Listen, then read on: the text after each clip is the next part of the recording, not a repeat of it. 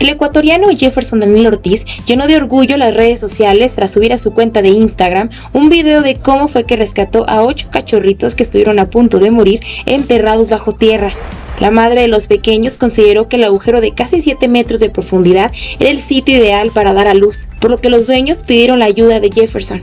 Se realizó una excavación, el proceso fue tardado y la única manera en la que Jefferson los pudo rescatar fue introduciendo la mitad de su cuerpo y tomarlos con sus pies. Todos los perritos resultaron ilesos.